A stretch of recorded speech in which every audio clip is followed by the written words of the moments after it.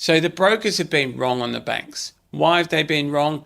They've been saying sell or variations of sell for at least a year now on a lot of the banks. And why are they so negative? Well, two words: multiple expansion. Basically, Westpac has returned close to 60% in the past 12 months. And yet, despite this, its earnings are forecast to be flat. So the PE, the price earnings multiple on Westpac has gone from 10 times a year ago to 16 and a half times today. And we've seen similar multiple expansions across the board on the big banks. Like CBA is trading at 26 times. Like that's forecast earnings. Another factor in the big banks is that profitability is actually going the wrong way.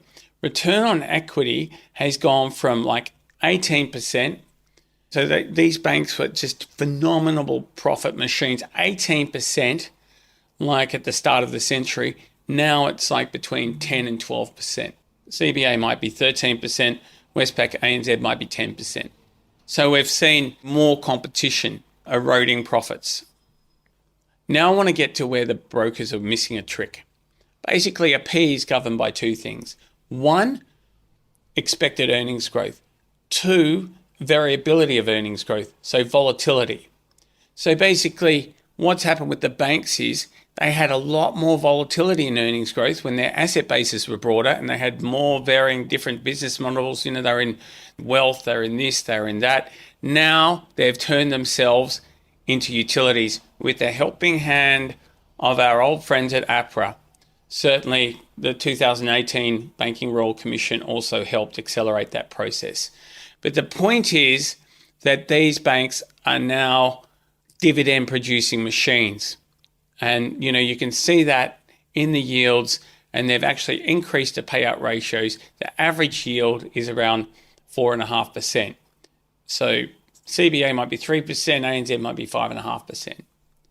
So instead of going for growth, the banks are using their various portfolios to make strategic bets. So they're being far more circumspect. They're not just going out there and embracing and taking on risk. So CBA and Westpac, for example, have moved into business banking. When it got really hot in the mortgage market.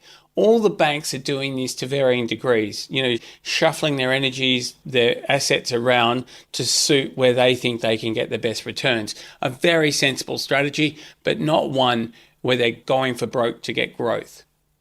So the brokers are also missing where the real value of the banks is. And that's the embedded value of these huge income streams they get from their mortgage books.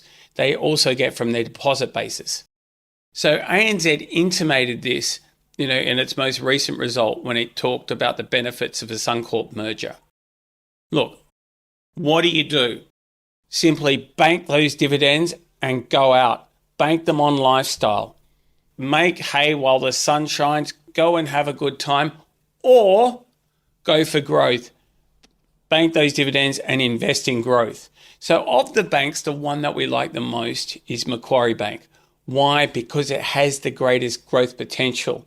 Why is that? Because it's got all these latent assets that can be unlocked when the IPO market starts moving into action. And right now it gets back to that, animal spirits. We're seeing evidence that there's going to be more deals. Think in Macquarie's case of how much it made in AirTrunk. It sold AirTrunk for $24 billion this year. Well, there's going to be lots more AirTrunks for Macquarie. So when the animal spirits are running, your best bet is growth. The best value is in small caps. That's where you can get growth for value prices. That's what we're looking for. That's what we look for. So read our best buys today.